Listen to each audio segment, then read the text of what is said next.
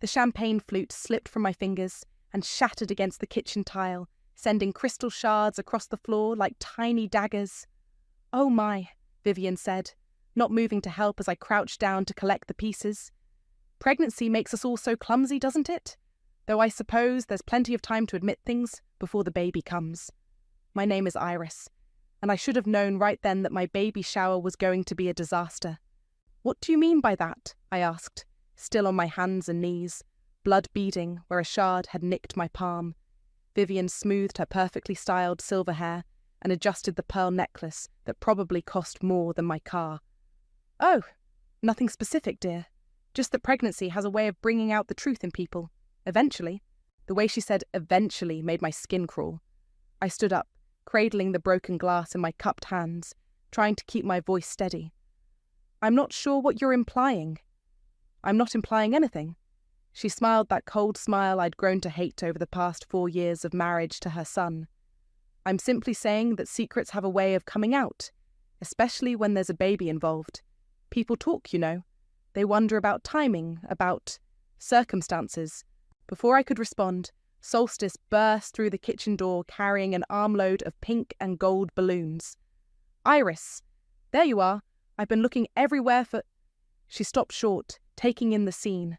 The broken glass in my hands, Vivian's satisfied smirk, my pale face. "What's going on?"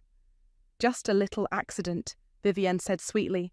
"Iris was telling me how excited she is for everyone to finally meet the father today." The words hit me like a slap. Solstice's eyes widened, and I saw her jaw clench. She'd been my best friend since college, and she knew exactly what Vivian was doing. "Well," Solstice said, her voice dangerously calm, "I'm sure everyone's excited to celebrate Iris and Braxton's miracle baby. After everything they've been through." Vivian's smile faltered for just a second. "Of course, though miracles do come in many forms, don't they?" I dumped the glass shards into the trash with more force than necessary. "Where's Braxton?" "Setting up the gift table with his father," Vivian replied. "Such a devoted husband, always so eager to please." She paused, letting that sink in. "I do hope he's prepared for today. Sometimes these family gatherings can be revealing."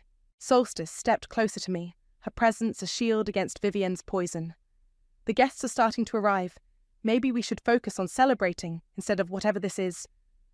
"This is just a mother-in-law getting to know her daughter-in-law better," Vivian said, but her eyes were ice cold. "After all, we're going to be family for a very long time. Aren't we, Iris?" The question hung in the air like a threat. I wanted to scream, to tell her exactly what I thought of her passive-aggressive games, and her precious son who never stood up to her. Instead, I forced a smile. "Of course we are. Wonderful." Vivian clapped her hands together. "Now, I should go check on the decorations. I want everything to be perfect for today's revelations." She glided out of the kitchen, leaving behind the scent of expensive perfume and malice. Solstice immediately grabbed my shoulders. "What the hell was that about?" I shook my head, not trusting my voice. Through the kitchen window, I could see guests arriving on the lawn. My sister Sydney was directing people toward the gift table, her dark hair catching the sunlight. Jorge was setting up his camera equipment, probably getting ready to capture what Vivian clearly hoped would be my humiliation. "Iris, talk to me." "She knows," I whispered. "Knows what?" I looked at my best friend, this woman who'd held my hand through every doctor's appointment, every negative pregnancy test, every crushing disappointment. She'd been there when the fertility specialist delivered the news that changed everything. She'd watched me make the hardest decision of my life. She knows about Braxton. Solstice's face went white. How could she possibly? I don't know, but she does. I pressed my hand to my swollen belly, feeling the baby kick as if sensing my distress. And she's planning something. Through the kitchen door, I could hear Vivian's laugh ringing out across the yard, bright and sharp as the broken glass I'd just thrown away. "Smile, everyone. This is going to be such a beautiful memory." Jorge's camera clicked rapidly as I forced my face into what I hoped looked like joy. Vivian had positioned herself right next to me on the white wicker love seat, her arm draped possessively around my shoulders like we were the best of friends. "Isn't she just glowing?" Vivian announced to the crowd of 30-something women scattered across the backyard. 7 months along and absolutely radiant, though I do think she's carrying rather high, don't you, Margaret? Margaret, one of Vivian's country club friends, tilted her head like she was examining a painting. Oh yes, definitely high. My grandmother always said that meant... It means nothing, Solstice interrupted, appearing at my elbow with a plate of mini quiches. Old wives' tales are just that. Tales? Vivian's laugh tinkled like wind chimes. Of course, dear. Though sometimes the old wives knew more than we give them credit for. I caught Sydney's eye across the yard. She was standing near the beverage table, her arms crossed, watching Vivian with the same expression she'd worn when we were kids, and someone was picking on me at school. Ready to fight. Where's Braxton? Asked my cousin Emma, looking around. I haven't seen him since we got here. Oh, he's around somewhere. Vivian waved dismissively. You know how men are at these things. Probably hiding in the garage with Robert, talking about sports or cars or whatever it is they discuss when they want to avoid baby talk. Actually, Eloise said quietly from her spot on the porch steps, he's been in the kitchen for the past 20 minutes, just standing there. All eyes turned to Braxton's younger sister. She looked uncomfortable, picking at the hem of her sundress. Unlike her mother, Eloise had always been kind to me, though she rarely spoke up when Vivian was holding court. Standing there doing what? Solstice asked. Eloise shrugged. Just staring out the window. Dad tried to talk to him, but he just kept saying he needed a minute. Pre-daddy jitters, Vivian said with another laugh, but I caught the sharp look she shot toward the house. Perfectly normal, though some men handle the pressure better than others. What pressure? Emma asked. It's a baby shower, not a board meeting. Oh, you know. Vivian's voice took on that syrupy tone that made my teeth ache. The pressure of expectations, of living up to certain standards, of proving yourself worthy of the family name. Margaret nodded sagely. My Harold was the same way, worried he wouldn't measure up as a father. Course, that was back when men actually worried about such things. Times have certainly changed, Vivian agreed. These days it seems like anyone can become a father, regardless. The conversation felt like walking through a minefield. Every word Vivian spoke seemed loaded with hidden meaning, and I could see some of the guests starting to pick up on the tension. I think I'll go check on him, I said, starting to stand. Oh no, sweetie, you stay put. Vivian pressed me back down with surprising strength. This is your day. Let the men sort themselves out. Besides, we haven't even gotten to the games yet. Games? I asked weakly. I've prepared something special, Vivian's eyes glittered. A little guessing game about the baby. When it was conceived, what it might look like, who it might take after. You know, the usual fun. Solstice stepped closer. Maybe we should just stick to opening presents. Nonsense! Games make everything more memorable. Vivian clapped her hands. Jorge, make sure you get pictures of everything. I want to capture every moment of this special day. Jorge nodded, but I noticed he kept glancing toward the house, probably wondering where the father-to-be had disappeared to. Eloise, dear. Vivian called to her daughter. Why don't you go get your brother? Tell him it's time to join the celebration. After all, this is his big day too. Eloise hesitated. Mum, maybe we should just go get him. Vivian's voice carried a steel edge that made everyone fall silent. Eloise stood up reluctantly and headed toward the house. As she passed my chair, she leaned down and whispered, I'm sorry. Sorry for what? I asked, but she was already walking away. Now then, Vivian turned back to the group with renewed energy. While we're waiting for the guest of honour, why don't we start with a little game I like to call Guess the Truth? Everyone gets to share what they think they know about our little miracle baby here. The blood drained from my face. Sydney started moving toward us, her expression murderous, but Vivian was already pulling out a stack of index cards. I've prepared some questions that I think will be absolutely fascinating to explore. Actually, let's skip the games and move straight to toasts. Robert's voice cut through the tension as he emerged from the house, Braxton trailing behind him like a scolded child. Vivian's smile tightened.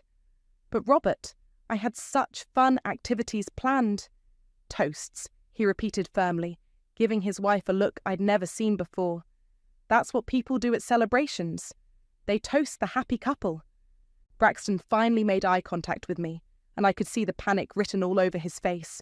His hands were shaking as he grabbed a beer from the cooler. Of course.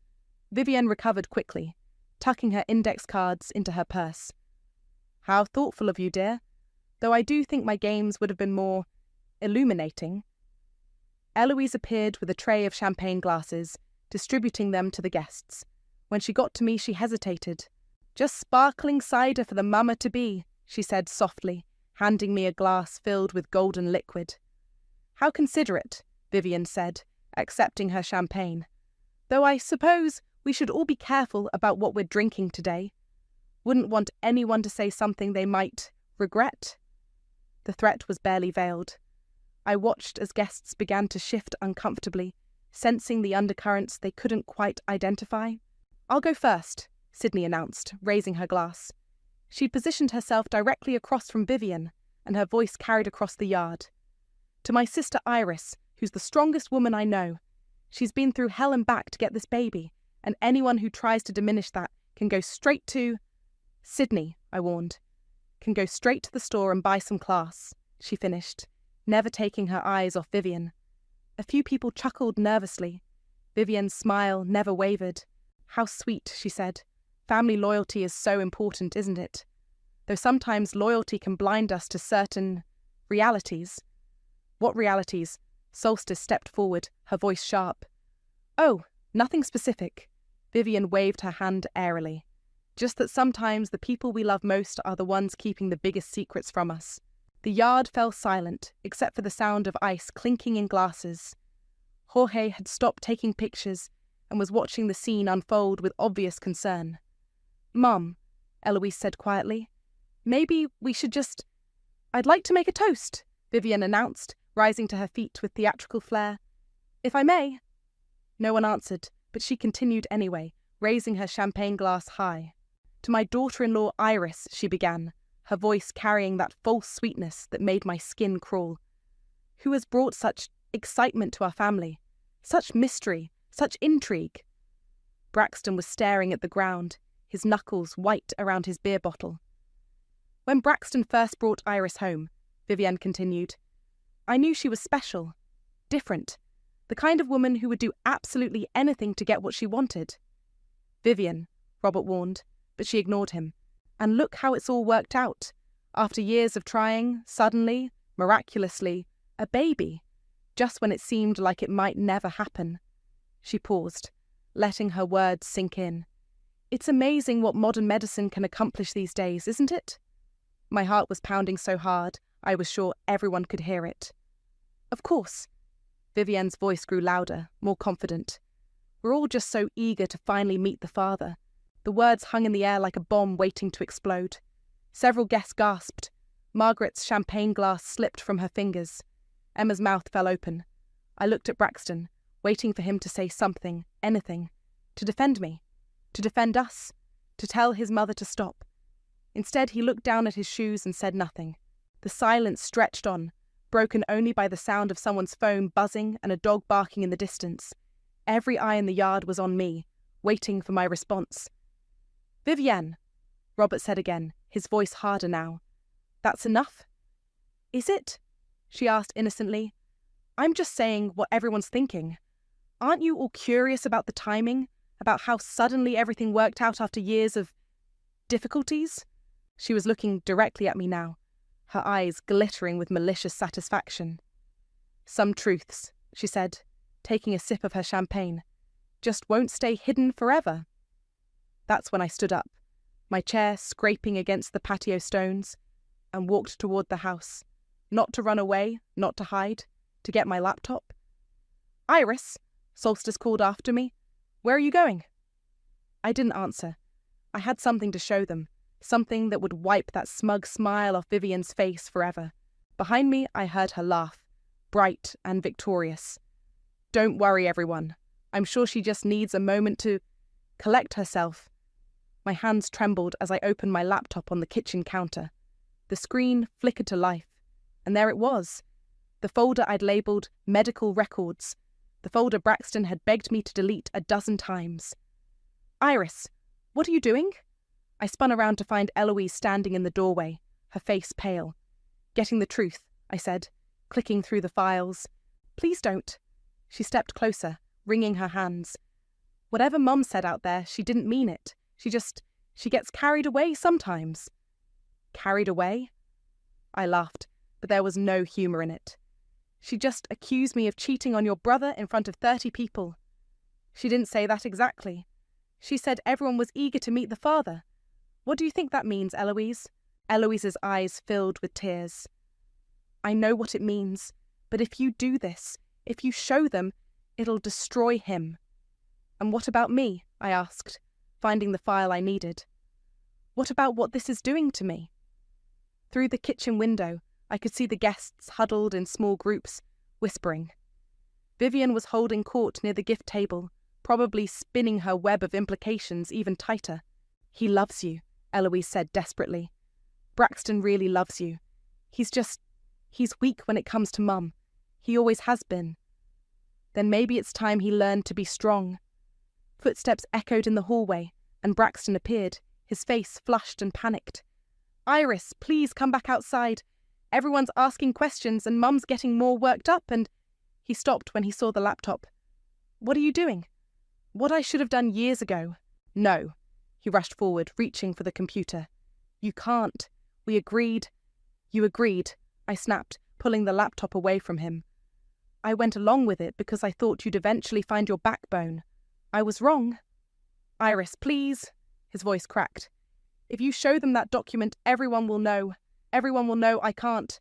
That I'm not what, Braxton? Not man enough? Not fertile enough? Not brave enough to stand up to your mother? Eloise gasped. Oh God, it's true, isn't it? The rumours about you two having problems. Mum wasn't just being cruel. She actually knows. Braxton's face crumpled. How could she know? We never told anyone except who? I demanded. The insurance company, he whispered. For the fertility treatments. But that's confidential, they can't... Margaret works for the insurance company, Eloise said quietly. She processes claims. Mum and Margaret have been friends for 20 years. The pieces clicked into place. Margaret's knowing looks, Vivian's confidence, the way she'd been building up to this moment all afternoon. She's known all along, I said. She's known about your infertility, about the donor, about everything. And she's been waiting for the perfect moment to humiliate me. Iris, I'm sorry. Braxton reached for me again. I'm so sorry. I should have defended you out there. I should have told her to stop, but you didn't. I closed the laptop and tucked it under my arm. You never do. Where are you going? Eloise asked. Back outside, to finish what your mother started? Iris, wait. Braxton grabbed my wrist. If you do this, there's no going back. Everyone will know. My co-workers, my friends, everyone in town. They'll all know I couldn't get my own wife pregnant. I looked at him, really looked at him, and saw not the man I'd fallen in love with, but a scared little boy who'd never learned to stand up for himself or anyone else. And what about me, Braxton? What about the fact that everyone out there thinks I cheated on you? What about my reputation? My dignity? That's different. How is it different? He opened his mouth, then closed it, unable to find an answer. Exactly. I pulled free from his grip. It's different because I'm not your mother's son. I'm just the woman who had the audacity to marry into her perfect family. I walked toward the door, but Eloise stepped in front of me. Please, she said. There has to be another way. Can't you just ignore her? Let it blow over? Let it blow over? I stared at her in disbelief. Your mother just publicly questioned my fidelity at my own baby shower, in front of my family, my friends, my co-workers, and you want me to let it blow over? She'll deny it tomorrow. Say she was misunderstood. The damage is already done, Eloise. The only question now is whether I'm going to let her get away with it. I pushed past her and headed for the back door, my laptop clutched against my chest like armour. Behind me, I heard Braxton whisper, God help us all. The conversations died the moment I stepped back onto the patio, laptop in hand. 30 pairs of eyes tracked my movement as I walked across the yard, my heels clicking against the stone path. "There she is!" Vivian called out cheerfully, as if nothing had happened. "We were just wondering if you were feeling all right, dear.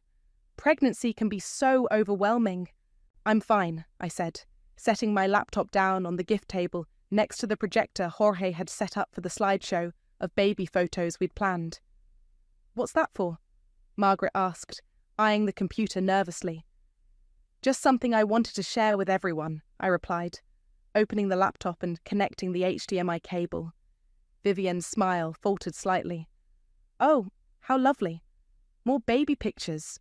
Though I thought Jorge was handling the photography today." "Not pictures," I said, powering up the projector. "Documents." The word hung in the air like a thunderclap. Several guests exchanged worried glances. Sydney moved closer, positioning herself where she could see both me and Vivian. "Documents?" Robert asked, his voice tight. "What kind of documents?" "The kind that tell the truth," I said, navigating to the folder on my desktop. "Iris."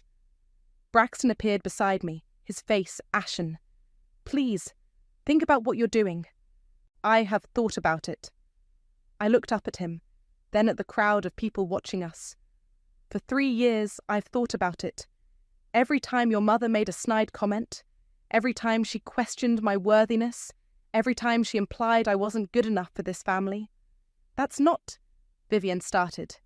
"Every time," I continued, my voice growing stronger. "She made me feel like I had to prove myself, like I had to earn my place, like I was some kind of fraud." "Honey, you're being dramatic," Vivian said, but her voice had lost its confident edge. "I never said any of those things." "You didn't have to say them. You implied them. You whispered them. You made sure everyone around you understood exactly what you thought of me." Solstice stepped forward. "Iris, whatever you're about to do, I'm with you." "So am I," Sydney added, crossing her arms and glaring at Vivian. "This is ridiculous." Vivian laughed, but it sounded forced. "All this drama over a simple toast. I was just being playful." "Playful?" Emma spoke up from the back of the crowd. "You basically accused her of cheating." "I did no such thing." "You said we were all eager to meet the father," Margaret said quietly. "What else could that mean?" Vivian's face flushed red. I meant we were excited about the baby, about meeting the baby. You're all twisting my words." "Are we?" I asked, my finger hovering over the mouse. The projector hummed to life, casting a bright white rectangle on the portable screen Jorge had set up. "Iris, don't," Braxton pleaded. "Please, we can work this out privately. We don't need to air our business in front of everyone." "Your mother didn't seem to think privacy was important when she was airing her suspicions in front of everyone." "I wasn't airing anything," Vivian snapped, her composure finally cracking.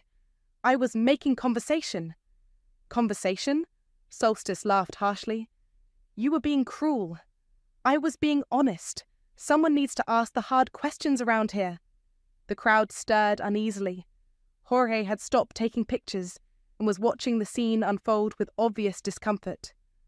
"What hard questions?" Robert demanded, turning to face his wife. "What are you talking about, Vivian?" "Oh, don't act like you don't know," she shot back. "Don't act like you haven't wondered about the timing, about how convenient it all was." "Convenient?" I asked. "Years of trying, years of disappointment, and then suddenly, miraculously, you're pregnant, right when it looked like Braxton might never give us grandchildren?" The accusation hung in the air like poison gas. Several guests gasped. Emma's hand flew to her mouth. "Mum, stop," Eloise said, tears streaming down her face. "Please just stop." "Stop what? Stop asking questions. Stop wanting to protect my son." "Protect him from what?" Sydney stepped forward, her voice dangerous. "From his wife? From the mother of his child?" "From making a fool of himself," Vivian exploded. "From being taken advantage of by someone who would do anything to get what she wanted." The silence that followed was deafening. Even the birds seemed to have stopped singing. I looked around at the faces staring back at me. Some shocked, some sympathetic, some hungry for drama. Then I looked at Braxton, who was standing there like a statue, saying nothing, doing nothing, protecting nothing. "You want the truth?" I asked. my voice carrying across the yard. You want to know about timing and convenience and miracles? I clicked the mouse, and the first document appeared on the screen. Vivian's mouth fell open when she saw the doctor's signature at the bottom. The medical report filled the screen in stark black and white. At the top, in bold letters, Male Fertility Assessment, Braxton Gibson. Below that, a series of clinical terms and numbers that painted a devastating picture. Sperm count, less than 1 million per milliliter. Normal range, 15-200 million. Motility, 5%. Normal range, 40% or higher. Morphology, 2% normal forms. Normal range, 4% or higher. At the bottom, in Dr. Harrison's unmistakable handwriting, patient presents with severe oligoasthenoteratozoospermia. Natural conception probability, less than 1%. Recommend immediate consultation for donor insemination or adoption. The silence was absolute. You could have heard a pin drop on the grass. "Oh my God," Margaret whispered, her hand covering her mouth. "Is that—" Emma started, then stopped. "That's a fertility report," Jorge said quietly, lowering his camera. "Braxton's fertility report." All eyes turned to Braxton, who looked like he wanted to disappear into the ground. His face had gone completely white, and his hands were shaking so badly he had to set down his beer. "Braxton?" Robert's voice was barely audible. "Son?" "I can explain," Braxton stammered. "It doesn't mean—" "It means," I said, my voice cutting through his stammering, "that your son is infertile. Severely infertile.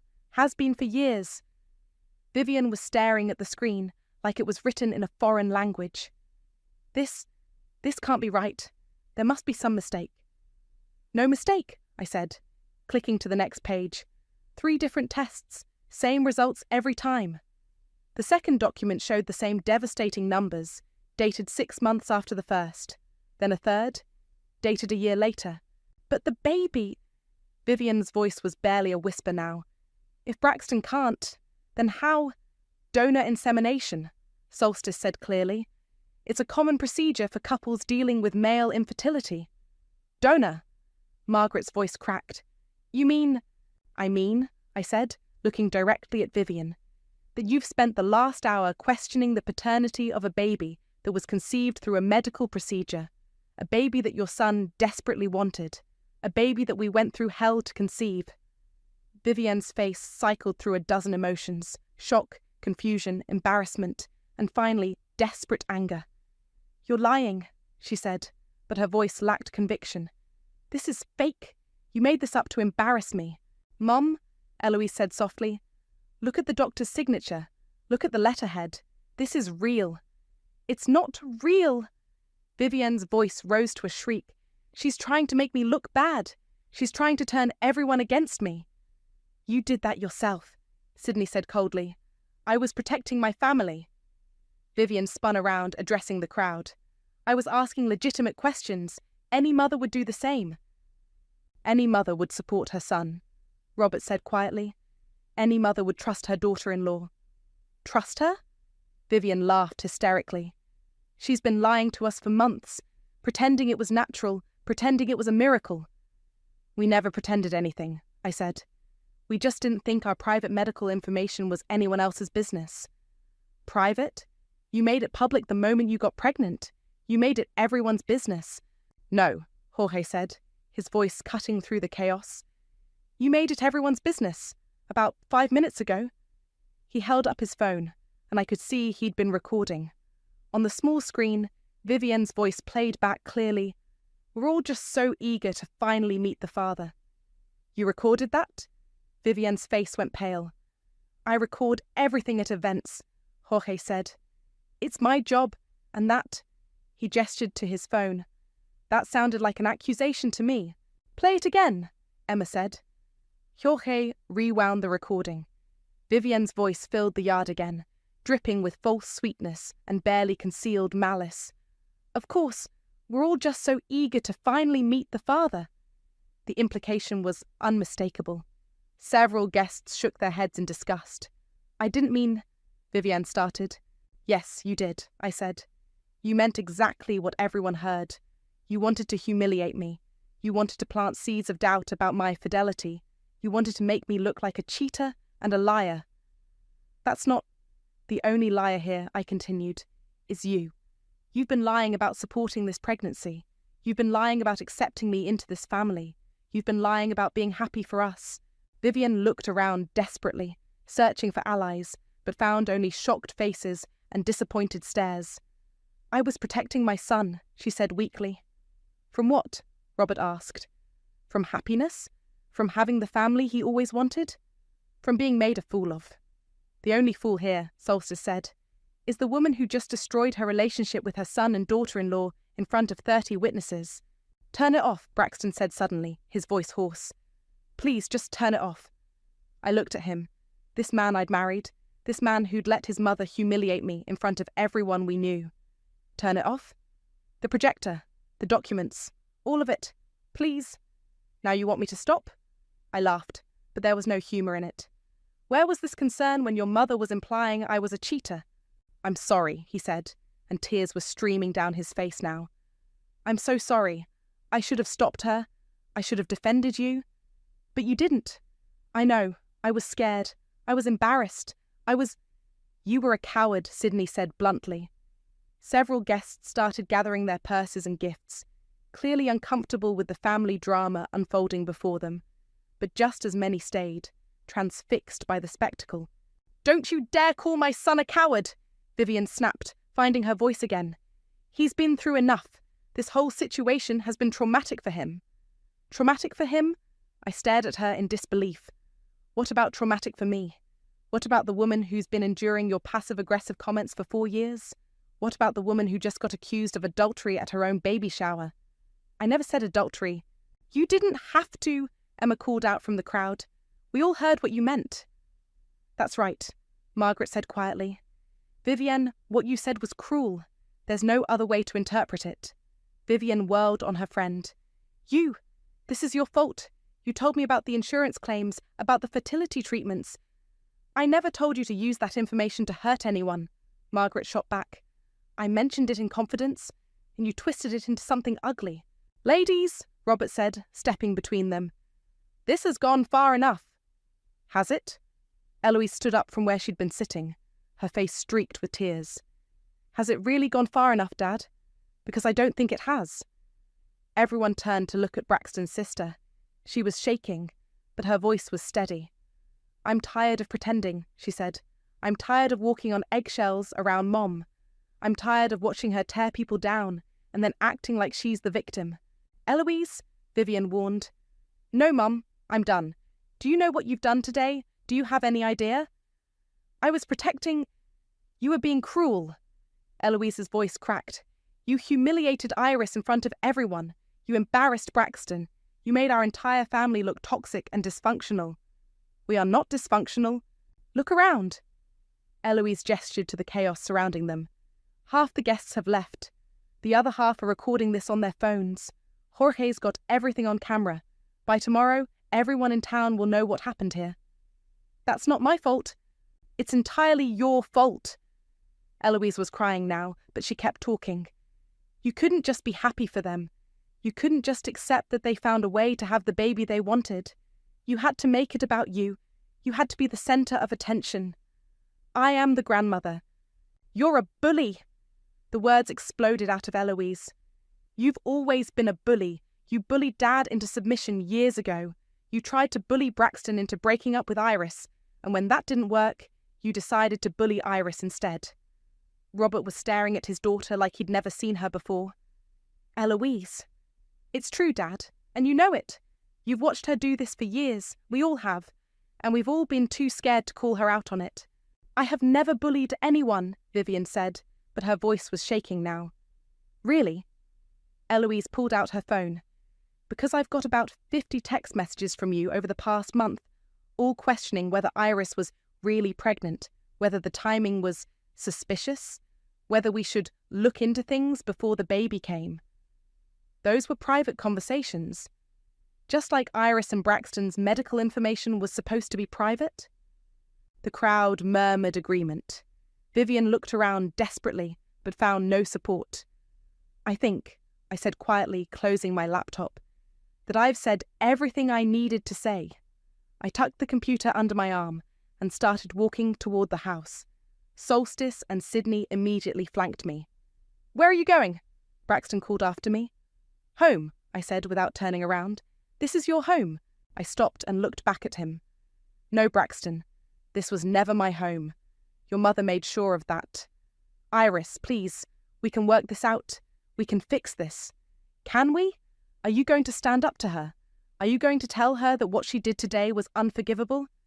Are you going to choose your wife and child over your mother's approval?" He opened his mouth, then closed it, unable to answer. That's what I thought. I walked into the house, leaving behind the wreckage of what was supposed to be one of the happiest days of my life.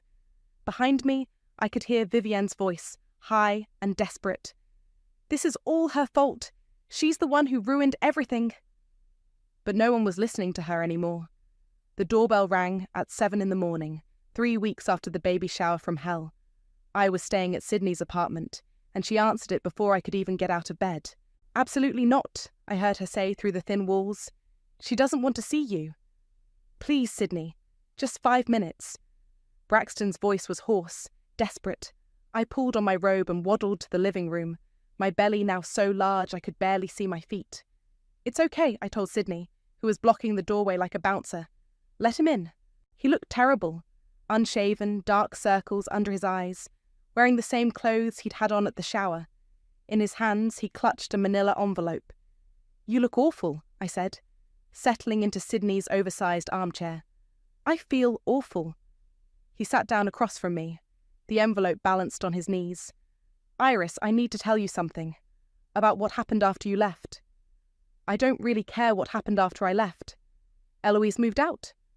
That got my attention. "What?" "She packed her bags that night and went to stay with our cousin in Portland. She told Mom she was done enabling her behaviour. Used that exact word. Enabling." Sydney poured herself coffee and leaned against the kitchen counter, clearly planning to stay for this conversation. "And?" I prompted.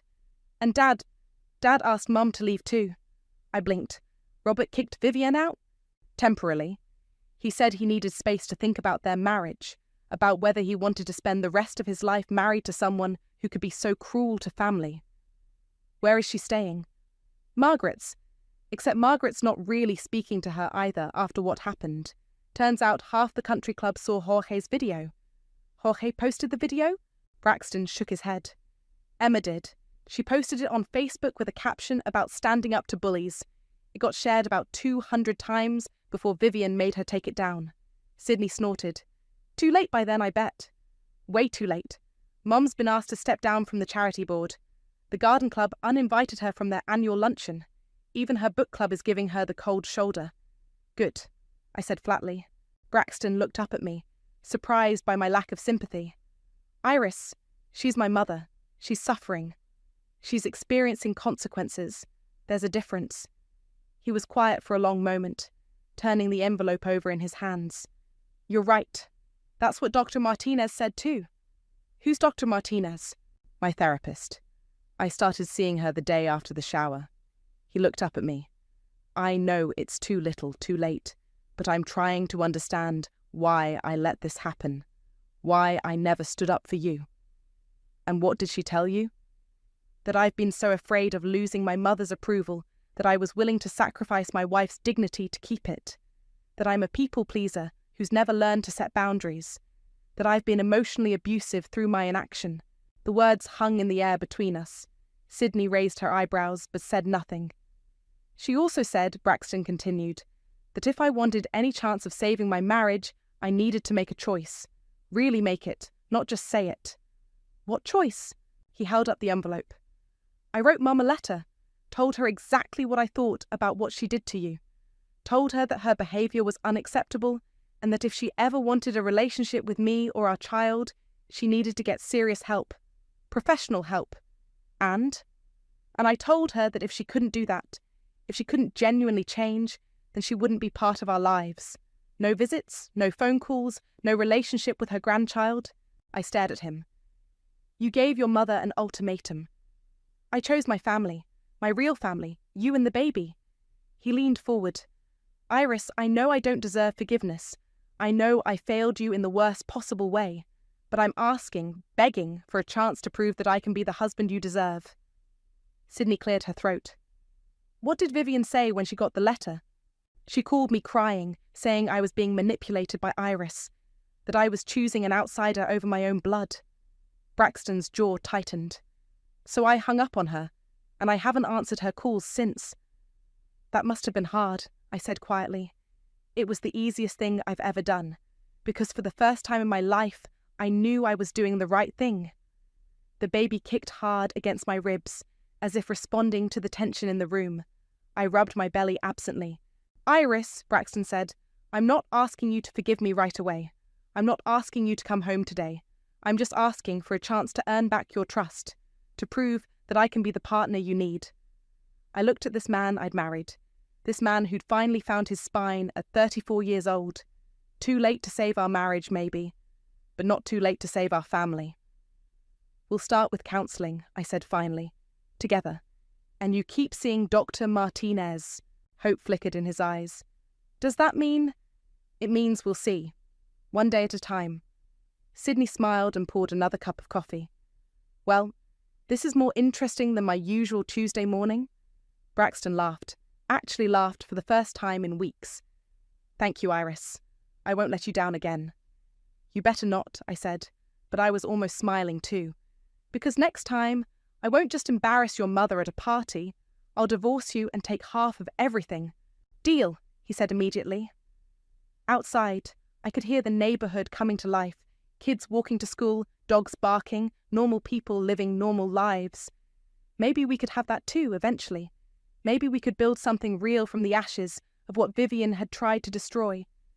The baby kicked again, and I pressed Braxton's hand to my belly so he could feel it too.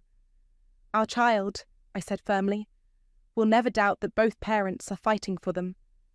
Never, he agreed, and for the first time in months I believed him.